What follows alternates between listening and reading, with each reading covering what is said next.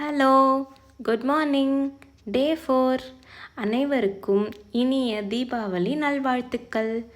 நான் இப்போ பிஜிலேருந்து ஹொசூருக்கு கிளம்பிட்டேன். நான் இப்போ நோட்டீஸ் பீரியடில் இருக்கிறதுனால கொஞ்சம் கொஞ்சமாக திங்ஸ் எடுத்துகிட்டு போய் வீட்டில் வச்சுட்டா ஈஸியாக இருக்கும் அப்படின்னு சொல்லிட்டு கேப் புக் பண்ணி கிளம்பியாச்சு. பெங்களூர் ஹொசூர் கிட்ட இருக்கிறதுனால சரியாக போச்சு, இல்லைனா மேனேஜ் பண்ணுறது ரொம்ப கஷ்டம். போயிட்டு இருக்கும்போது பிஸி ரோட்ஸ் பார்க்கும்போது எங்கேஜிங்காக இருந்துச்சு. அதுவும் இந்த ஃபெஸ்டிவ் சீசனோட. தான் என்னோடய க்யூட்டான வீடு. ஸோ என் சிஸ்டர்ஸ் எல்லாமே இன்ட்ரடியூஸ் பண்ணிவிட்டு போன உடனே தலைக்கு எண்ணெய் வச்சு குளித்தாச்சு.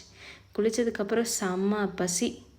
தோசையும் சுட்டு சாப்பிட்டாச்சு. எனக்கு தோசை தான் ரொம்ப பிடிக்கும் இட்லியை விட. ஆனால் பெங்களூர் போனதுக்கப்புறமேட்டு அரிசி மாவு இட்லி ரொம்ப மிஸ் பண்ணுறேன். கம்ப்ளீட்டாக பிஜிலையுமே சரி வெளியவும் சரி ரவா இட்லி தான் இருக்குமே. சாப்பிட்டு எல்லாம் முடித்ததுக்கப்புறம் அப்பாவோட ரிட்டையர்மெண்ட் ஃபங்க்ஷன் ஆல்பம் வந்துருந்துச்சு. அதுக்கு எப்படியெல்லாம் ஃபோட்டோஸ் எடுத்திருக்காங்க எல்லாமே ரிவ்யூ பண்ணிவிட்டு என் தங்கச்சிக்கு ஹேர் கலர் பண்ணணும் அப்படின்னு சொல்லிட்டு இருந்தா. அவளோட ஹேர் டெக்ஸ்சரும் அதுக்கப்புறமேட்டு அதோட திக்னஸ் எல்லாமே சூப்பராக இருக்கும். எனக்கு வீட்டில் ரொம்ப பிடிச்ச வேலை அப்படின்னா பாத்திரம் கழுவுறது, துணி துவைக்கிறது. Anyone is like me? Comment பண்ணுங்கள். முடித்த உடனே அம்மா மருதாணி இலை பிடிச்சிட்டு வந்தாங்க. ஸோ அது எல்லாமே அரைச்சி பார்த்து வச்சாச்சு.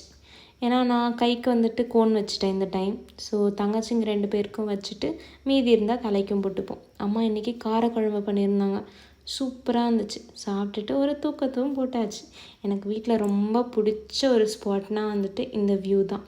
பாதாம் மரம், அப்புறம் அந்த ஒரு குட்டி ஏரி சூப்பராக இருக்கும். நான் எல்லாருக்கும் தீபாவளி ஈவினிங் ஸ்டார்ட் ஆயிடுச்சு. தெருவில் எல்லாருமே சூப்பராக பட்டாசுலாம் அடிச்சிட்டு இருந்தாங்க. அது கொஞ்ச நேரம் பார்த்துட்டு அவ்வளோதான், இன்னைக்கான டே முடிஞ்சிச்சு. See you in the next vlog. Bye bye.